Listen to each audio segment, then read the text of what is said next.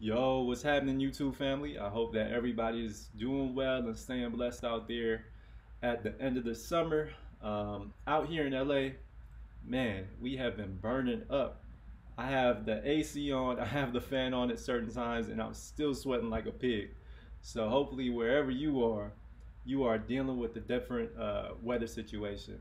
But anyways, I feel like I'm at a point in my life at the moment where I am trying to take in as much positivity as necessary because my family and I were dealing with a certain situation that's pretty serious.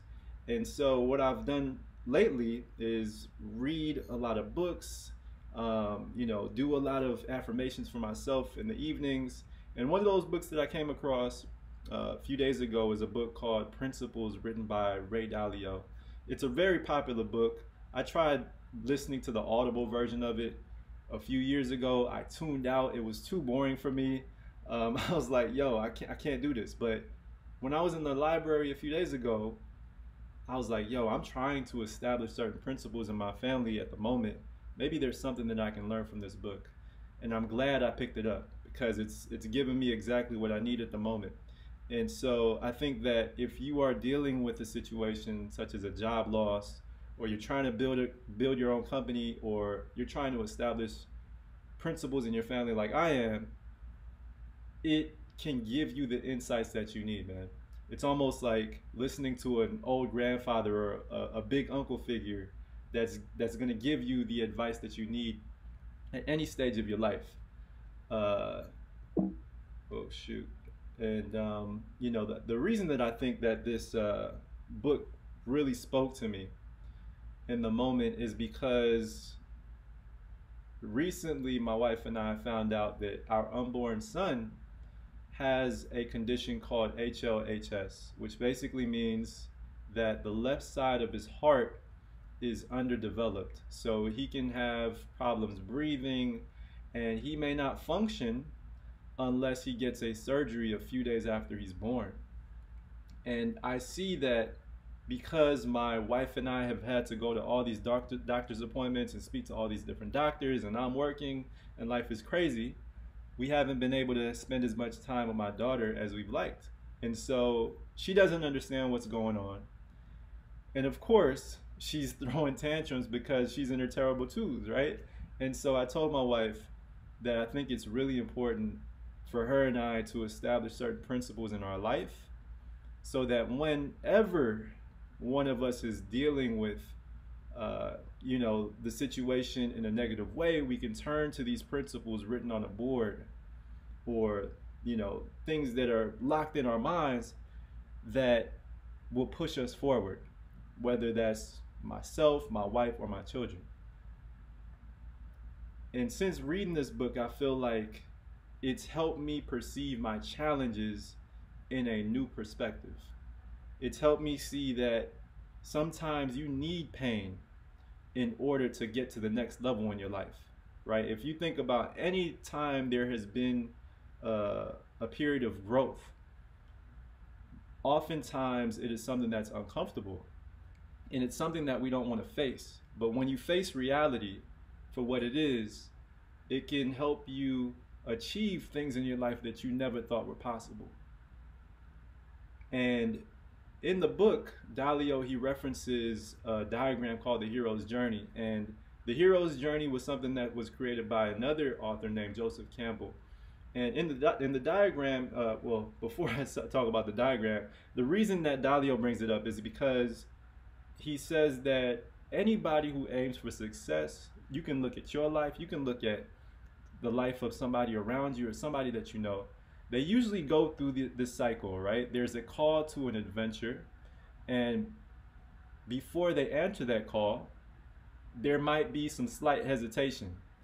And when they cross the threshold to pursue that thing that they want to pursue, they're going to go through certain challenges. And they may go through a very dark period before they go through this metamorphosis, right? And after that metamorphosis, they get a little bit closer to the goal. They may face a little bit more challenges, right? They got to go through that threshold again, and then they finally reach the goal. And when you think about life, we go through this journey over and over again with different endeavors. And I think oftentimes that we look at folks like Steve Jobs, Elon Musk, Jeff Bezos, right? We look at these billionaires and we're like, how can we get to the billy, right?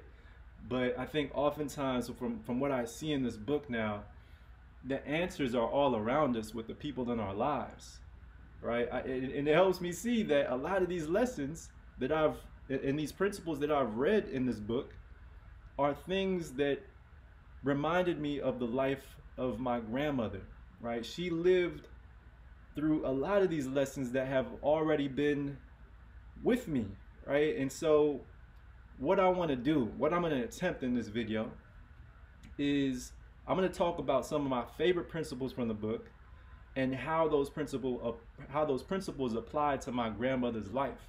She's already passed on, but she lived a beautiful, rich life full of experiences and people, and I just see like, yo, like sometimes, you know, money is not the thing that makes us happiest. You could look at doctors, you could look at lawyers, and they are not the happiest people, even though society has told them if you do these certain things, it's gonna make you happy. I saw my grandmother's life. She was a woman who worked in the dry cleaners for 13 years, and she took care of kids in her apartment building, and she was just one of the happiest people that I've ever met, right? She doesn't have a spirit like anybody else that I've met in this lifetime. So hopefully it's something that's interesting to you. So that leads me into my first principle that I want to talk about. It says radical open-mindedness and radical transparency are invaluable for rapid learning and effective change. When my grandmother was young, I think when she was about 7 or 8 years old, she said that her parents passed away. And for a long time, she felt abandoned. She was like, yo, why did this happen to me? I'm just a child. And she would bounce around to other family members' houses. And, you know, a lot of times she just felt really alone. And so she turned to elders in her community to give her advice. And sometimes they told her things that she didn't want to hear. But eventually, those were the things that laid the foundation for the rest of her life. And she understood that, yo, these are positive messages that I'm getting. And it transformed her, right? It took her from a place of feeling unloved, unwanted, to a place of feeling like she was loved and supported. And she eventually shared that love with everybody that she met through her lifetime. Which leads to principle number 2, recognize that 1, the biggest threat to good decision making is harmful emotions, and 2, decision making is a 2-step process. First learning and then deciding. One thing that she shared with me was that in her 20s she got married, and she felt like she got married for the wrong reasons. One day her husband came to her in an argument and he threatened to shoot her. And that same day she walked out the house. She was like, yo, I'm not gonna tolerate this. And she really had to reevaluate why she got married. She said that she got married because she always thought that marriage would give her a sense of family. And she discovered that in order to leave, she has to trust her instinct, right? She saw that if she stayed in this relationship, she could be dead, right?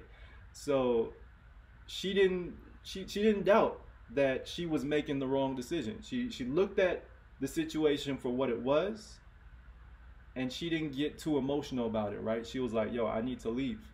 This is going to affect my life in a negative way. So she walked out. And that leads to principle number 3, one of my favorite. It says, be an imperfectionist. After she left her husband, she dated around. She would tell me that, you know, she had a man that she would do things with, you know, have a good time. You know, you already know what I'm talking about. She would have another man who would buy things for her. And she had another man who was just a friend. And oftentimes, I remember before I got married, she was like, Jeremy, you have not lived your life yet. And she wanted me to take the same path as her, um, because that was what, really set the foundation for her in her life. That period of imperfection. Through this period, she became independent. She got a job at a dry cleaning place out here in Westwood, California, and she turned to God. Right, God became really important in her life. She started going to church. Well, she had always been in the church, but the church became her community. And so that leads to principle number 4. What you will be will depend on the perspective you have. Choose your habits. Choose your habits well. On Sundays, my grandmother would go to church. During the week, Monday to Friday, she was taking care of kids in her apartment. Saturdays, that was her day to do what she wanted to do. But another thing that she would do on Sundays after church was that she would go out to KFC, Pioneer Chicken, or Popeyes, even Sizzlers. If y'all don't know what Sizzlers is, it's a place that has some real good fried chicken. It is underrated, right? But she would go to these places on Sundays with her friends, and she would just have a good time. And I feel like through her rituals, she established her mindset. She established the way that she carried herself in the world. That was how she lived her life. That's how she moved in the world, right? And I feel like through those habits, through eating that fried chicken, through living her life how she wanted to live it, oftentimes she would argue with me, like, anytime that I would be like, yo, Granny, you're 80 years old, you can't be eating fried chicken like this. She's like, yo, I'm already 80. I'm gonna do what I want to do. I'm sure that your grandparents are probably the same way, right? But I feel like her perspective came off to other folks as very, very strong. Her spirit was very, very strong. You could walk into a room, she gonna tell you something straight how it's gonna be said. If it hurts your feelings, that it is what it is, right? If it makes you laugh, it is what it is, right? And she didn't hold back who she was. And I love that. Which leads to principle number 5, find out what you and others are like. Sometimes she was misunderstood by folks because of her brashness, her forwardness, right? And people would be rubbed off by her in the wrong way. But other times, the smiles that you see in this picture would be how she made people feel. And I saw that oftentimes she struck up conversations and relationships with the most random people that you would not expect her to be speaking with. Like, I would be going to her house and I'm like, yo, who are you on the phone with? And she's like, I'm on the phone with Matthew from down the street who plays guitar. And Matthew was a young 20-year-old white kid who went to USC, right? Like, and it just looked like the oddest thing. But I saw how enriched her life was through these relationships. And it taught me to never judge people for how they look or how they carry themselves, because underneath what you think they may be, they may have a beautiful spirit, right? And I think that sometimes we need to follow this principle in the places that we work and the people that we surround ourselves with, right? Like, oftentimes we look at all the negative shit that they do and we don't know what positive things they got going on in their lives, right? But if we just examine those positive things, there may be something that we could take away from. Or it might be the love of your life, but you're so caught up in your ego that you can't even recognize that, right? Because you don't know what others are like and you don't know yourself, right? So I think that this principle is really important to practice in your life. Principle number 6, another good one. It says, don't let the little things divide you when your agreement on the big things should bind you.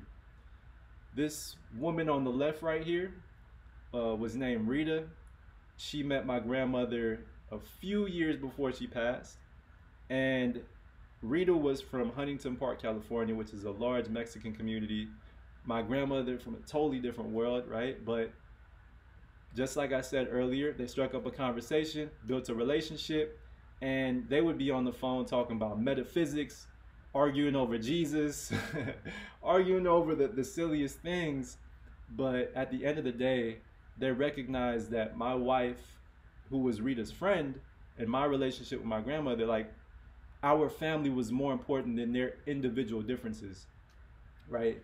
And I feel like, again, when you're in the workplace, when you're with your family, oftentimes I do feel like we get so hung up on the little shit that people do that we don't like, right? We disagree with somebody, we take it to heart, we take it personal, and we don't look at the bigger goal of family or love, or, you know, how can we make this, how can we build on our strengths, right? We look at everybody's weaknesses.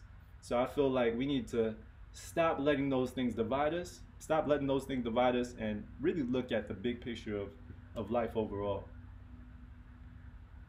Principle number 7, the last one, I'm not going to be long-winded here, but it says, to be good something must operate consistently with the laws of reality and contribute to the evolution of the whole. That is what is most rewarded. When I look at my grandmother's life, man, she took care of so many kids, right? You see me in the middle of this picture. There would be so many kids in her home who she took care of, and the money that she got from babysitting, she would spend it on our clothes, right? The kids that she took care of. And so I feel like I felt forever indebted to taking care of her in her final years, right? Because I saw that sometimes you don't need to have all the money in the world to be the happiest person, right? I saw that through her life. And I think that society often teaches us that you need to have a job title, you need to be well respected in business, you need to go to the fanciest schools in order to live a good life. But through her life experiences, I'm like, yo, like happiness can come in all sorts of ways, whether that's through rich relationships or how we help people around us, right? And how we change, and that's literally how we change the world, right? It becomes a domino effect. And honestly, I feel like, you know, the reason that I love to share so much, the reason that I love to mentor, is because of the spirit that she had, you know. So what I would challenge you to do is to look at several people that are closest to you and really examine their life, like I did for my grandmother here. Don't pay attention to the pop stars, the Drakes of the world, right? Pay attention to the people in your life, because oftentimes the lessons are already there, right? The lessons that you need in business or in life, they're already there, right? So hopefully this was inspiring to you. If it was, you already know the deal. Like, comment, subscribe. I'll see you guys in the next video. Peace.